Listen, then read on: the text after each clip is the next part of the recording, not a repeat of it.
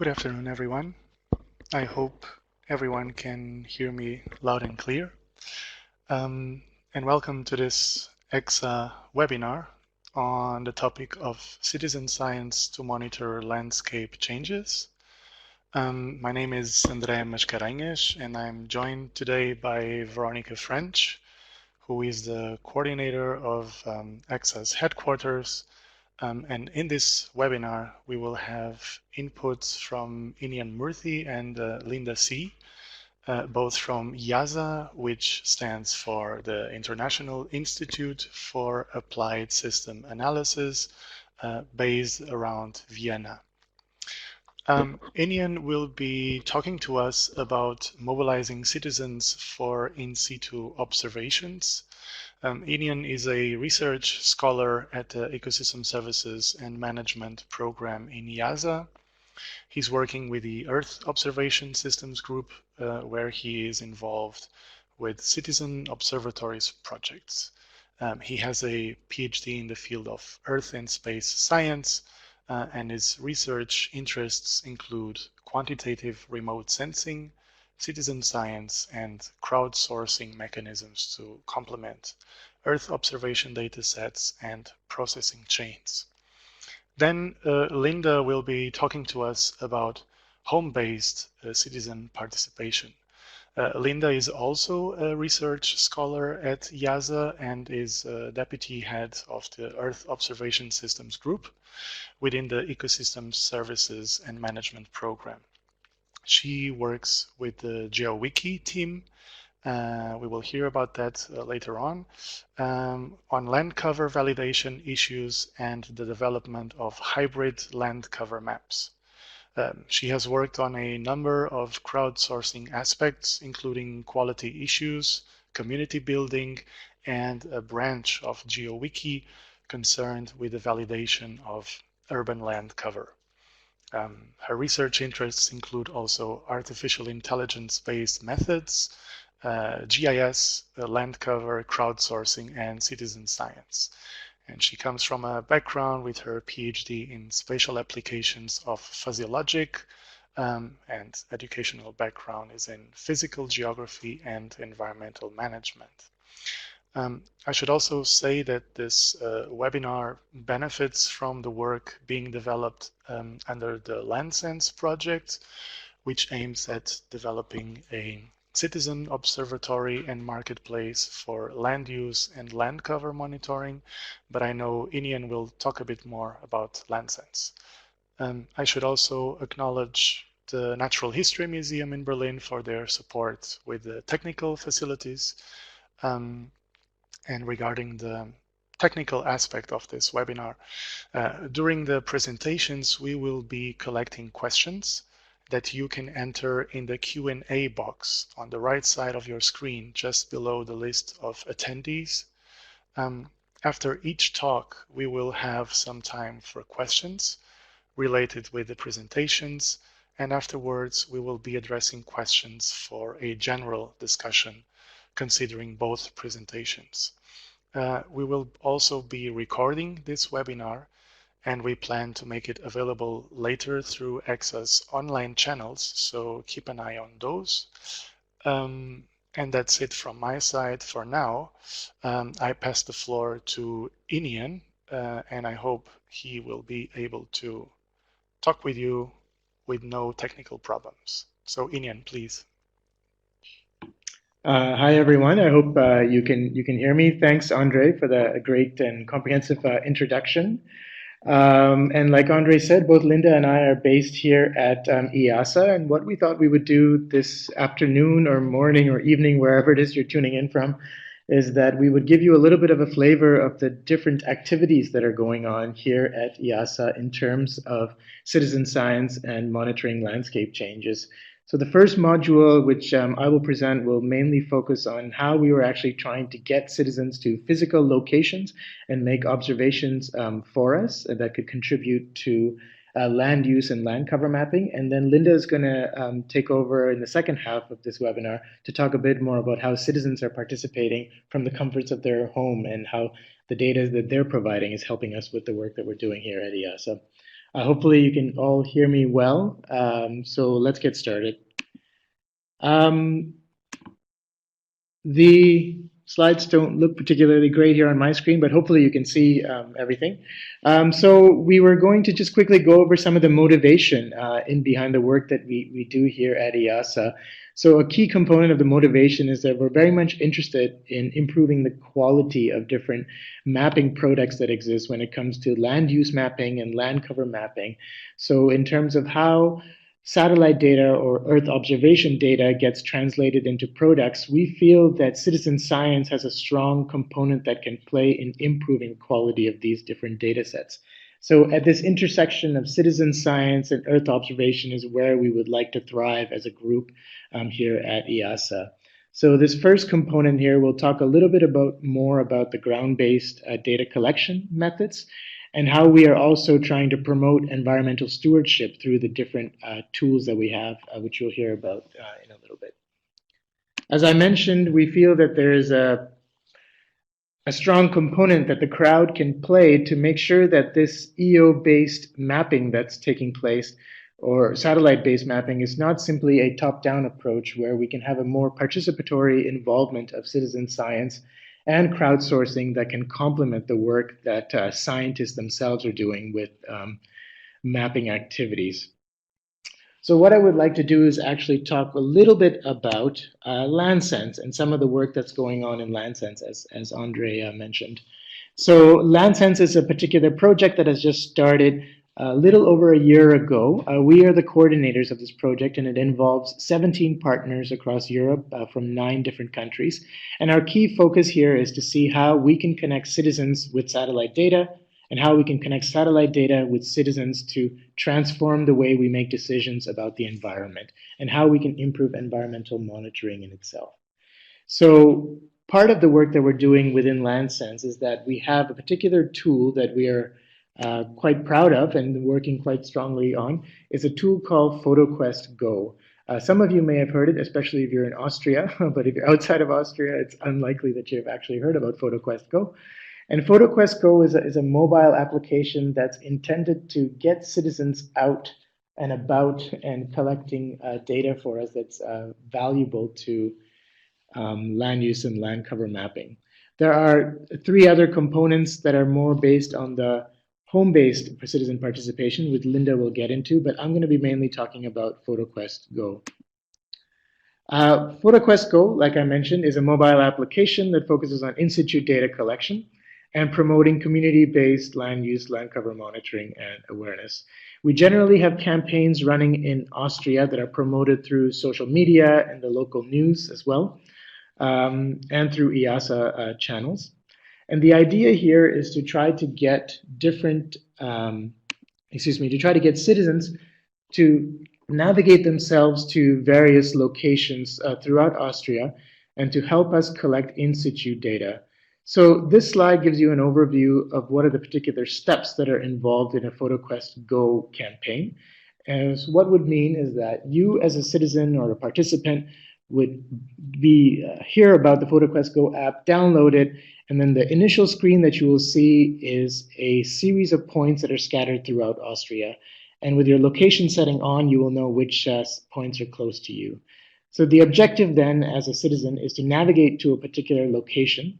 Once you are at that location, the camera of your smartphone allows you to take a series of photos. You're then guided through a stepwise process of taking photos in the 4 cardinal directions.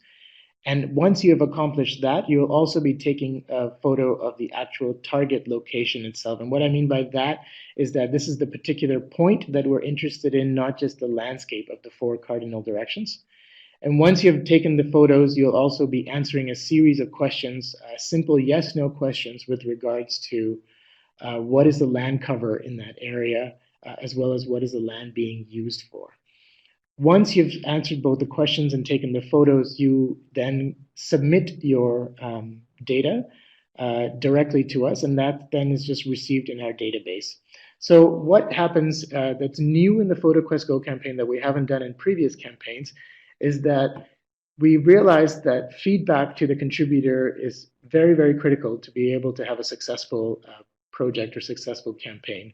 So what we have implemented is a quality control and assurance process that tries to provide near real-time feedback to the contributor when they have uploaded their photos and their answers to these questions. So this is the last step of this series that you see there, step 5, which I'll get into a little bit more in the next slides.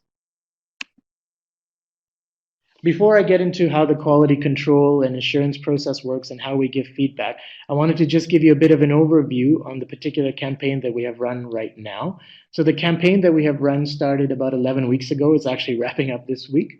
And we have received, let's say, inputs from 100 plus contributors that have visited 875 different locations in Austria for us. And from those locations, they have taken 4,375 plus photos. So this is a relatively successful outcome in the last 11 weeks, given the fact that the weather here in Vienna and Austria has only been getting worse and worse. And so we're glad that even 100 people wanted to contribute to this particular endeavor. And what I wanted to draw your attention to is the box that indicates this user survey. So what we did was also within the mobile application provided a survey to the contributors in which we received, I think, somewhere in the order of 60 replies in which they were asked to rate how they felt about these different topics and why they were using this particular app. So the biggest reason why any particular contributor was using this app was that they were actually interested in contribute to science. They also had a strong interest in the project and they enjoyed being outside and discovering new landscapes. But where we could probably where we could probably improve our work is to increase the enjoyability of using the app, increase the user friendliness, and see whether people would be more excited about particular rewards or incentives that the contributors. These were the comments from the different contributors. So you could see that the contributors are genuinely interested in adding to scientific input and adding to this particular project. So I would like now to backtrack a little bit to the top of the slide where we talk a little bit about how this quality control and assurance process works and how we were able to give feedback to the various contributors.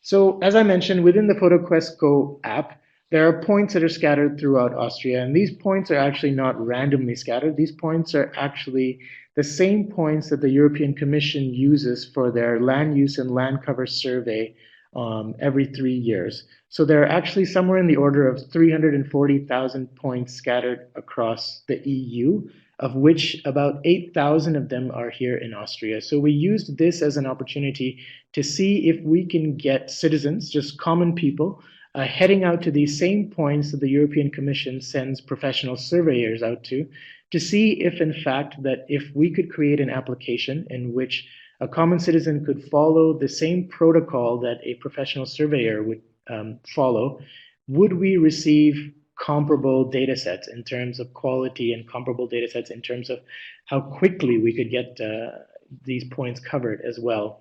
So here's on the figure that you see on the bottom left, it's an indicator of where a given target would be located, so a given point here in the red dot, and the yellow dot indicates where the professional surveyor went, and the blue dot here indicates where our FotoQuest user ended up. So in this particular case, the Lucas surveyor was closer to the target than the FotoQuest participant, but nonetheless, what you can see on the right-hand side are the series of photos that the FotoQuest user has taken versus the Lucas surveyor, and they are very comparable in terms of what they show and the value of the data or the value of and the quality of the image that we can use to extract particular information. So in this particular case, the Lucas surveyor visited this site at a different time, and actually there's a bit of an offset of 2 years here. The latest Lucas survey was done in 2015, and the FotoQuest campaign, as I mentioned, was done recently in 2017. However, in 2018, the Lucas surveyors will be out once again to do a European-wide campaign to collect data, and what the FotoQuest users would hopefully do is also visit the same sites, and then we can have a direct comparison of the same time and of the same locations and how the users FotoQuest did versus Lucas. I also just wanted to quickly show some other examples of some of the data that was collected. from the FotoQuest users. So for example, in the top left here, you see a forest point where, again, the red dot represents the target, the blue, the FotoQuest user, and the yellow, the professional surveyor. And you can see that both of them got quite close or comparably close to the target. And not only that, we can also say that some of our users are interested in actually going into dense forest to actually collect data for us. And in the bottom left here, you can see that some of these points actually fall on water targets, and we don't expect our contributors to swim out to these actual locations to collect data for us. But both the professional surveyor and the FotoQuest user did exactly what they could in terms of the protocol. They went as far as they could to the point and then collected data for us from there. There are actually examples, many actually, and I've shown two here of where the FotoQuest user actually got closer to the target than a professional surveyor did. Here in the case of an agricultural field, and here in case of a rock outcrop in the bottom right here. So you can see, especially in the bottom example, that the FotoQuest user got significantly closer to the point and was able to collect data that's far more valuable to representing the land use and land cover of that particular location of interest as opposed to a Lucas surveyor. So what we will now be doing is processing this information that we have collected in these last 11 weeks and try to come up with a synthesis of how we felt the users did in this particular campaign. Now, I forgot to mention one thing, which is that we decided to implement a stronger quality control and assurance measure in this particular campaign because we actually offered a monetary incentive for every point that a user went to. So when a user uploaded their quest with their answers to the questions and the photos, we were promised them a 24-hour return time on whether we felt that their data that they provided was good enough to meet our quality standards. And if they did, they would be rewarded with €1 for that particular task that they completed. So this was a test to see whether monetary incentive had any role in how the users did.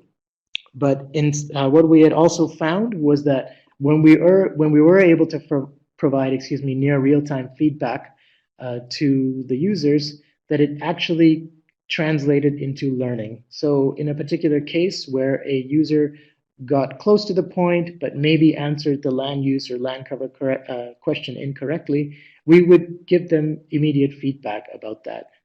We would say, thanks for all your effort, and you did this and this correct, but what we noticed was that you could improve on this, and then we would give them, in providing them this feedback, we realized that they were improving over time.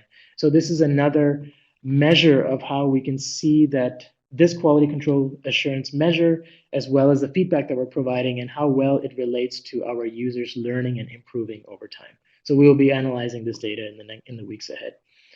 So a few lessons learned. I just highlighted the first two there. The next being that we feel that FotoQuest Go and the protocol that it has can provide a valuable complementary data set to Lucas surveys that are being done every 3 years and offering a somewhat low-cost solution that integrates learning as well. And so we've also found that the contributors themselves are very much interested in science and being outdoors. We've also learned the lesson that we need to improve the app user friendliness, as well as improve our methods to increase awareness of the app and engagement strategies as well. So here with the kind of presentation of FotoQuest Go, you hopefully got a bit of a flavor of how our group attacks the problem of mobilizing citizens for in-situ observations, especially in the realm of land use and land cover change mapping. That's all I had from my side, Andre. I'm happy to field questions if there are any. Yes, thank you very much, Inian, for that very clear presentation. I remind everyone that you can submit your questions through the Q&A box that you see on the right side of your screen. And while we are taking questions, Inian, I will try to improve also here the visual experience. I guess every user can, let's say, format a little bit what he or she is seeing.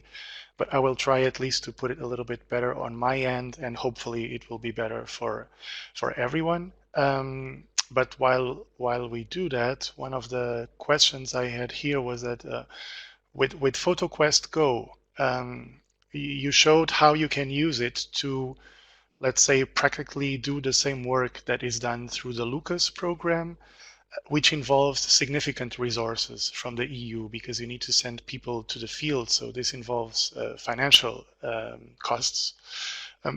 Do you already have any feedback, or do you know how has this initiative been received from the policy side, or how are they interested in what could be the potential from such an application? Thanks, Andre. It's a good question. It also kind of puts me on the spot a little bit, but at the same time, it is relatively well received in the sense that they believe that FotoQuest Go will be providing a complementary data set to Lucas surveys. We would never think that FotoQuest Go would be a solution to replace Lucas surveys. So if there are some particular points within the Lucas survey that's being done every 3 years that is more suitable for citizens to go to, we could create maybe a subsample that FotoQuest Go could tackle rather than professional Lucas surveyors. So for example, you mentioned the resources itself. The Lucas survey for 2018 is in the ballpark of 12 million euros that the European Commission is spending. So the question is whether such a tool like this can provide sufficient quality data sets in, let's say, in the same time frame that Lucas can. And so we believe we're trying to answer some of those questions by creating this new near real-time quality control assurance measures. So hopefully that answers your question a little bit. I don't think we're attacking this issue from a standpoint where we want to replace what Lucas is doing, but we do think that what FotoQuest Go can do is offer somewhat of a complementary data set. Yeah, and can I just add one thing? So the other thing we could do is just create a denser sample in places where they need more accurate information. So then again, it's a complementary data set to Lucas. Okay, thank you very much. Well, another maybe interesting question here would be, could you notice any difference in the degree of engagement you get when you started giving monetary incentives for participation, or is this still too early to know if there was actually some change in the profile of participants that you get, or in the degree of involvement that you get? It's a little bit too early because the way that we ran the first campaign was without a monetary incentive, which was 2 years ago. Is that right? Yeah. And so in that particular case, what we actually did was loaded the app with more points than were just Lucas points to try to actually just get people to go out and start using the application. So we actually received more quests that were fulfilled in the first time around. But the second time around, in actually a shorter time frame, we actually got more Lucas points that were covered. So this allows us to do a better comparison to what Lucas work was done. So the monetary incentive was a test. We're not sure we're capable of scaling that monetary incentive European-wide. But we will be analyzing whether that had an impact, maybe with another survey with the particular users that participated in this campaign, to see how much of an incentive the monetary rewards were. So. Okay. Another question we had here. Just a quick point, Andre, for the slides themselves. I think you just need to change them from continuous scrolling to one slide or something. Yes, you are right, but I don't find a way to. Okay, no problem. So I think it has to do a little bit also with the custom dimension of the slides themselves. Okay. and Adobe Connect might not be used to that to that format. Okay, no problem. But this looks better now. So thanks. Okay, but anyways, I think some people might be seeing this in full screen, and they can change the zooming. So I'm not sure if everyone is having the same, let's say, visual experience than we are. I had a question here also from Jean-Luc Fourré, who is participating. He asks, is it possible for the citizen to add information about the quality, let's say, of pollution, of water, air, I guess, in any point that he or she is visiting? With the way that the app is set up right now, no. We do offer the option of a kind of a comments field if the participant is not able to reach a particular point, because you can imagine with this dense sample of points across Austria, some points are falling on private property, and so the user would remark that it's a private property and why they couldn't go, and if they're able to take a photo, they will. But in terms of adding additional information on air pollution and quality and stuff, these are another small module that we could add to the application itself if it's of interest to a group. So as it stands right now, no, it's purely based on trying to get a land use and land cover assessment. Well, but maybe linked with that, where do you see most potential for the next steps of evolution for FotoQuest Go? I believe you must be always thinking, let's say, one step ahead, and you might think, well, this would have very big potential maybe for this and for that. Maybe this is just an example what you just discussed, but if you have any other, let's say, views on the biggest potential of a tool like this that you are developing. Mm-hmm. Yeah, I'm not sure about biggest potential, but at the same time, I think landscape perception is is a particular topic of interest to city planners and to urban planners. So getting an impression of how citizens feel at a given location and whether they, for example, in an area of green space, if they are happy there or they find the area safe and so forth. So getting a feeling of the perception would be something that we could easily add to the application to get that inputs. So that would be one thing. Okay, thank you very much. As we at the moment don't have any more questions, I think we can move on to the presentation by Linda. And I can recall our participants again that during the presentations, please feel free to submit your questions through the Q&A box, because then we can assemble them and we can just discuss them in the end. So Linda, please, the floor goes to you.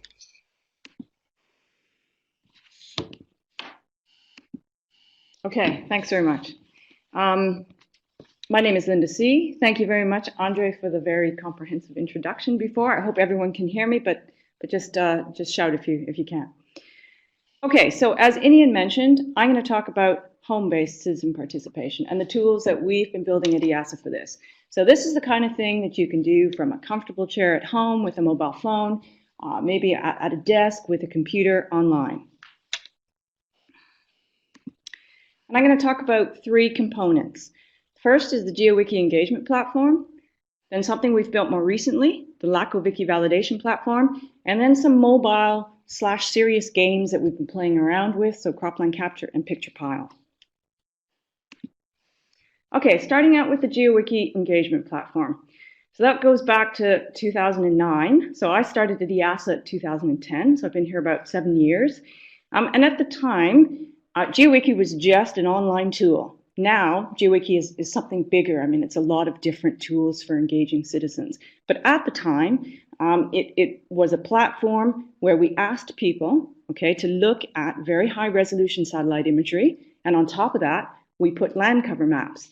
And we simply asked people, is this correct? So for example, if you had GLC 2000. So GLC 2000 is a global land cover map that was developed by JRC for the year 2000. If you were then to look at the satellite imagery and it says forest, is that correct? Okay, so we were asking people to do this, but they did it sort of just once or twice. So this was the problem. So it wasn't so much engagement at that time. I think it was just the Geo-Wiki platform. Then over time, you can see we've had many more users join, and I think that's because we changed the whole approach. Okay, so from 2011 to 2013, we ran a series of campaigns. So campaigns where they started at a certain date, they had a goal, okay, and then they ended at a certain time. And of course, there were incentives, and we played around with different incentives. You've heard of incentives already from Inian, for example, paying €1, but we played around with incentives, things like win a mobile phone, win a digital camera. But one of the things that's been really successful is become a co-author on a scientific paper. So each of the sort of campaigns we ran, okay, were always around some kind of scientific question. So you can see the table on the right. These are some of the early campaigns we ran. Okay, so the first one was on human impact. And we had a real question. It was, can you help us validate a map of land availability for biofuel production? So we looked at this map and we realized that it wasn't actually very good. And so hence we gave this task to the crowd, please help us validate it. And as you can see, we ran a whole series of different competitions, again, with different purposes, different research questions driving it, and then papers came out of all these different competitions, again, where participants became co-authors. And what we did do then is take all that data, so I'd say we collected around 300,000 validations or reference data points, and published that recently. You'll see the reference at the bottom for it et al. So we published that data in a journal called Scientific Data, and it describes the data set, so the complete data set from all these different competitions, but it also points to the data in the Pangea repository. So you can download this data yourself, and you can play around with it. And on the left is just an early example of the interface. Okay, so it's got Google Earth imagery, and we just asked people simple questions. So there was a question about human impact, but there was a question about land cover. And just based on some very simple types, like tree cover, shrubland, is it urban, we asked people to look at the satellite imagery and just tell us what the land cover type was. Okay, so those were our very early days with the Geo-Wiki engagement platform.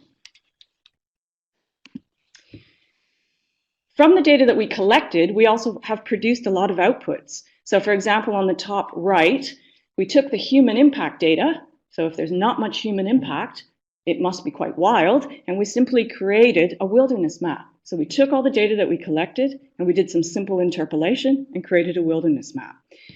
We also asked people about field size. So for example, if the land cover type was clearly cropland, we also asked them an additional question. Well, what's the size of the field? Is it very small, or is it these huge fields that you might see, for example, in Eastern Europe? And then we built a very simple field size map. We've also used the data for building a hybrid forest cover map and a hybrid land cover map. So one of the objectives of Geo-Wiki has always been to improve existing land cover maps. Okay, then in 2016, we ran some more competitions. So you can see, I explained what we did between 2011 and 2013. We then started getting into the sort of serious gaming and mobile apps, and I'll talk about that in a minute. But then in 2016, we again used Geo-Wiki to run 2 competitions. Now, originally, this was an animated slide, so you're going to have to use your imagination a little bit. So the first one was a global cropland validation campaign. So you have to imagine that there's a box there, and you can kind of actually see a similar box. So it's got 5 by 5 cells, so there's 25 cells in this box. Okay, and what we asked people to do was to look at the very high resolution imagery, and they could choose between either Google Earth imagery or Bing imagery. And if one of the subcells contained more than 50% cropland, just click on it, and that would shade the box. And in this way, we could collect the percentage of cropland in a given box. And of course, some boxes would have no cropland, some boxes would be completely filled with cropland, and then there might be a mixture. And over a period of approximately a month, we collected 36,000 points, but we actually collected multiple validations at each location. And we always try to do that for quality assurance purposes, so we can see the frequency at a given location. So for example, if there's a lot of disagreement, we know that that point is actually very difficult to classify. It could be that the image is not very high resolution. It could be a landside image, for example, or it could simply be a very difficult image to classify. We then ran a second competition, and that's what this interface is showing you, on global field size. And there we collected 130,000 points. Again, multiple validations at each location. Now this task was actually a little bit more difficult than the cropland one. What we were asking people to do is to look at that red box and tell us what are the different field sizes in that red box. And there's measuring tools there. It's a little bit hard to see on this interface, but basically the field sizes go from very small to very large. We give people an area, and we also would like to know the dominant field size. So this competition was definitely tougher, but we still managed over a period of 3 weeks to collect 130,000 points plus multiple validations at each location. And as mentioned, to do with incentives, so for the Global Cropland Validation competition, it was a combination of you could choose between an Amazon voucher or becoming a co-author on a paper. And so the reference at the bottom, Lasso-Bias et al., that's the actual publication of the data in scientific data. So again, it describes the competition, it describes the data, and the data itself sits in the Pangea repository. And the co-authors are some of the winners of this competition who decided to choose co-authorship rather than an Amazon voucher. And the same thing in the global field size competition. You could become a co-author of the paper, and that data is still being analyzed. And again, some of those people have chosen to become co-authors and will become so. This just summarizes a little bit about the competition. So that first competition had 80 volunteers. So you might have seen from that beginning slide, we actually have 15,000 users, but it's really this core active set of users. And to be honest, even in 3 weeks to a month, we can collect all the data that we need with this set of 80 to 130 really motivated volunteers. And then for the global field size campaign, you can see we collected considerably more information. Okay, so that was a little bit about the Geo-Wiki engagement platform. We are going to be running more competitions in the future. So if you're interested, please go to www.geowiki.org, sign up for our newsletter, and you'll hear about future competitions. Okay, so the second thing that we've been working on in parallel is called LackoWiki, the LackoWiki validation platform. Okay, so originally in Geo-Wiki, we did have the ability to create a sample, okay, and then you could create your own sample, and then you could use Google Earth to do the validation. But it wasn't this sort of complete chain, okay? So we've now turned around and built a new tool. It's free to use, it's online, it's at lackowiki.net, okay, and it's the complete processing chain. So imagine that you've created a land cover map. It could be because you're a student and you've taken a remote sensing course, or you're part of a production team and you've created a land cover map. So the first thing you do is you log on and you upload your map, okay? Then depending on what kind of map it is, whether it's a raster or a vector map, you generate a sample. And this can be a stratified sample, it can be a random sample, okay? Once the sample is generated, then the interface on the far left takes you through the validation process. And once again, you can use Google Earth imagery, you can use Bing imagery, you can use Sentinel-2 imagery, you can use OpenStreetMap, okay? So those all appear. And then, so this is a raster example. So there's just a pixel there. You look at the pixel, and then you, in this case, choose a land cover class that comes from a product called Globland 30. In this case, it's actually wetland, which is a very rare class. Once you've then validated your sample, however large it is, and you can also, if you have a very large sample, for example, you can share it out to a team. So a whole set of you can validate the sample together. Once you've validated the sample, you can create a report, which is an accuracy assessment of the process. So it creates the confusion matrix, and then depending on which particular accuracy measures, I think you can't see this very well on the slide, which accuracy measures you choose, for example, overall accuracy, producers and users accuracy, etc. There's a whole series of different measures you can choose. It will produce this in the report. It's just an Excel file, but then you can also play around with those numbers afterwards. Okay, so that's the LackoWiki validation platform. If you have any land cover maps that you'd like to validate, by all means, please use this. 2 other points. One of the things that we would really like to do with LackoWiki is to build a repository of reference data. So this is training data for creating land cover maps, and it's validation data as well. So by using the platform, you are agreeing to share your reference data with us. And of course, it would be really great if you shared your maps with us. So the default is that you don't share, but part of this process is creating this open data repository. And then the second thing is this tool has been recommended by the European Environment Agency for validating Copernicus. So this is the service that creates different products, in particular for land monitoring. So the Urban Atlas, if you've heard of that, it's just a very detailed land cover / land use map of urban areas in Europe. Then there's these high resolution layers, which are things like grassland, stuff like that. So this is a tool that's been recommended by the European Environment Agency for validating these products in individual European Environment Agency member countries. So it's being used right now. So this is quite exciting. So we have a real client base using this product, but by all means, it's open to anyone to use. Okay, so the final thing I'm going to talk about is this period where we're still developing these games, but we went through a period where we decided that it would be really great if we could increase engagement. And how could we do that? So we started to look into serious games and the whole gamification of existing tools. So the first thing we played around with was this tool called Cropland Capture. So on the right, there's just a very simple question. Is there cropland in the red box? Now, if you're on a mobile device, you can simply swipe it to the right if the answer is yes, swipe it to the left if the answer is no, or swipe it down if it's maybe.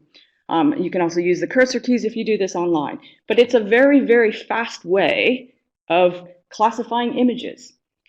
So we ran this, I think, over maybe a 6-month period. We had more than 3,000 people take part, and we got 4.6 million some odd validations. So this was a very, very successful way of collecting an awful lot of information about cropland. That then sort of morphed into what's called Picture Pile. So Cropland Capture was focused on cropland, but we realized that this could be used for the classification of any kind of imagery. Okay, so Picture Pile became the more sort of generic version of rapid assessment of images, but also for change detection. So we started to put 2 images together, sort of before and after, and ask questions like you can see here. Do you see tree loss over time? So this particular pile of pictures was focused on deforestation. So in particular in Tanzania and Indonesia. So it was really trying to see whether the crowd could help us identify areas of deforestation. But we've more recently used it in a sort of humanitarian domain. So a project with the European Space Agency and Humanitarian OpenStreetMap, what we did is they provided us with some imagery. This was post Hurricane Matthew, yeah? So this was a proof of concept, so not actually happening during Hurricane Matthew, but we chose a big event. Okay, so Humanitarian OpenStreetMap provided us with some high resolution imagery just after the damage had occurred, and then we had some imagery from before, and it was a very simple question. Do you see any evidence of building damage? And this way we could build a very comprehensive damage map, which you can see on the right. So this was wall to wall, done for just a section of Haiti, and within a week we could create this wall to wall map. Using 179 volunteers, and that's about 250,000 validations. And that was actually not even tapping into the power of the Humanitarian OpenStreetMap network. This was really our network, and there were no incentives here. People were just really willing to see whether this proof of concept worked. So I think we're quite excited about this, and we'd like this to be used in the future, just after an event happens. Okay, so those were the sort of 3 main tools that we have for this home-based citizen participation. And here are just a few lessons that we learned.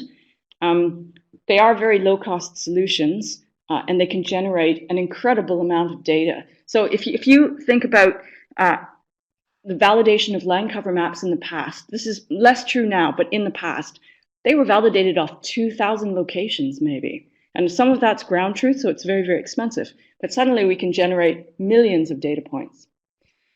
Crowdsourcing and citizen science are particularly well suited to visual interpretation. It's really using the human brain, can see patterns that maybe computer vision at this point can't, but it also can create a data set that could feed computer vision algorithms and try to get this as part of an automated process in the future. We clearly need some form of incentives, and we've been playing around with different kinds of incentives, as you heard. So monetary incentives, co-authorship, just prizes, and sometimes not even having a prize, but just taking part in something humanitarian, for example. Gamification can definitely help motivate participants. I think they like this element of competition. And perhaps the monetary incentive is also useful, but just being part of a leaderboard and seeing how you're doing in relation to others, I think this kind of competitive element can be very positive. We need to do rigorous pre and post-launch testing. I think we've learned that sometimes the hard way, but we need to devote enough time to test our tools. I put these in capital letters: feedback, feedback, feedback. So one of the things that we've done increasingly over our campaigns, especially our Geo-Wiki campaigns, is really given feedback to our participants as the campaign takes place. So for example, we have a button on our campaign which is Ask the Experts. And what this does is it emails the image to us, and we help them. And immediately within 24 hours, we'll give an answer, often with a story. And we would post something like that on Facebook or post that in an ongoing gallery that people could see examples. And this is also training. So this is similar to some of the stuff that Inian was talking about. It's a learning process. And I think people really like the fact that they're not just on one end alone, that they're part of a community, and that we're there and we're really kind of answering their questions as the competition takes place. And we need to make effective use of marketing in the media to launch and run campaigns. I mean, certainly the Picture Pile campaign, when we had a lot of people, it was partly because we were picked up by the media in the United States, and that led to a lot more people participating. So it's how to harness that in order to make the campaign successful. Okay, so I hope I've given you an okay overview of the kinds of tools that we've been developing for home-based citizen participation. Thank you very much. Thank you, Linda. That was for sure a very comprehensive snapshot or picture of what you are doing on this, let's say, home-based component of citizen science that we had here for the second module. And again, I remind our participants that you can submit your questions through the Q&A window just below the attendees window. And Jean-Luc poses the same question as he did before. Is it possible for the citizen to add some extra information, for example, about water or air damage, I think in any of these tools that you showed us, Linda? No, not really. I mean, they're quite prescriptive questions. I mean, if we were to get some feedback from people that they would like to add other information, we can, of course, do that. But we also recognize that it's a valuable time we're taking from people. So we try to streamline the campaigns, make it easy for people to answer the questions, and feel like they're really participating, and they're not wasting their time. We also try to keep the competitions not too long. That's something we have learned. 3 weeks to a month, for example. So not at the moment, but it's certainly something that we can consider in the future. I was curious about the Geo-Wiki because it's probably the most technical tool you showed, and you mentioned it to some point that it could also be useful for educational purposes. Do you have any feedback on how has Geo-Wiki been used for educational purposes? For example, actually as a tool to learn more generally about remote sensing, and what are some of the concepts behind it? Do you have any experience of that kind of use? No, unfortunately not. I mean, I have talked to a few professors who've said they'd be interested in using it, but I haven't at the same time followed up. What I would really like to do is make great sort of like a MOOC or some learning materials that professors could slot into their courses, but I haven't yet got to that point, unfortunately. So we've had feedback more from these European Environment Agency member countries because they've been using it for a purpose. We get a lot of feedback from them, but I haven't yet followed up on the educational side. And you also focused in the end this feedback component, which is very important.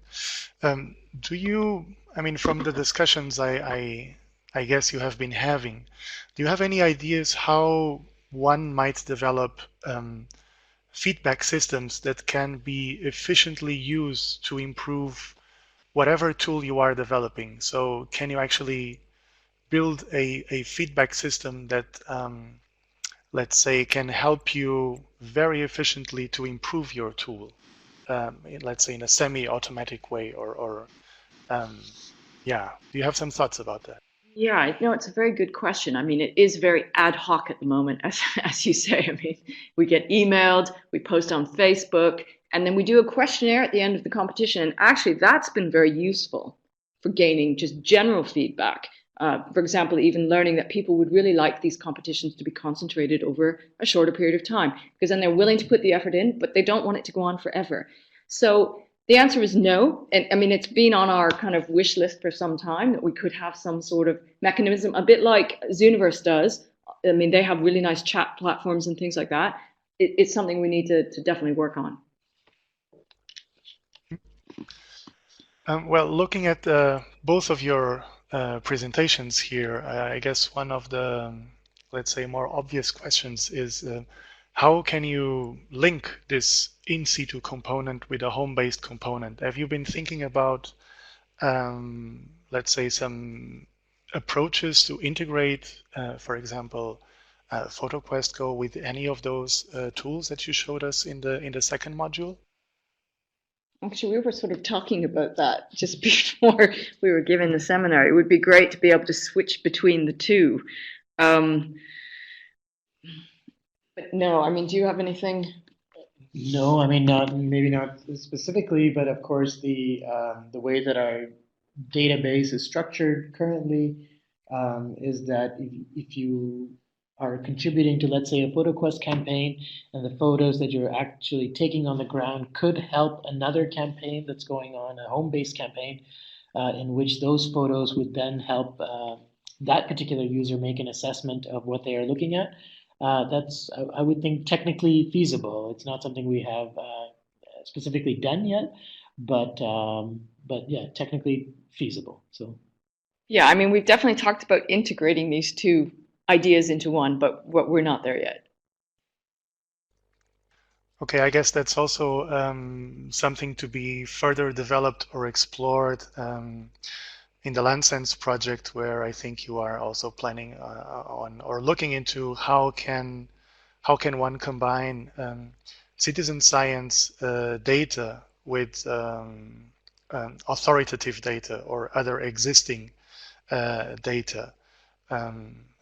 I guess do you have some words about what might be coming, or the potential also of LandSense to help developing these tools in this direction that we just discussed? I mean, so Inian and I are working on different pilots in LandSense. So the one that I'm working most closely on is with IGN, the French National Mapping Agency. And so they have a mobile app where they do want to mobilize the crowd to go out and do a whole series of different tasks. It's about asking the function of buildings to improve their building database. It's about doing some pure validation of their land cover map. And that app is coming along. I mean, the campaign will be launched in the summer, and there will be a mix of different tasks for people, but it will be mostly based, I think, on a kind of FotoQuest Go type approach, so sending people to certain places. But also, we allow people then also to say to validate the land cover anywhere. So I suppose in that sense, it is a combination of the two, but it's mostly a mobile-based approach at this time. Do you want to say anything about BirdLife app or the green space monitoring? Yeah, exactly. So another application that's being developed within LandSense is working with BirdLife International, and more specifically their Spanish chapter, in which we are creating a mobile application that allows volunteers to report any threats to areas that are of important biodiversity or bird areas. So this, once again, is a mobile app that's targeting a particular group of enthusiasts when it comes to bird watching. But at the same time, what's lacking within the BirdLife International infrastructure is a mobile and, let's say, rapid way of adding to their database on where these threats are occurring and what these threats particularly are. So that is a particular pilot that we are focused on in LandSense to engage the biodiversity community there. And actually, what I didn't mention when I was talking about Geo-Wiki, we actually have a mobile version.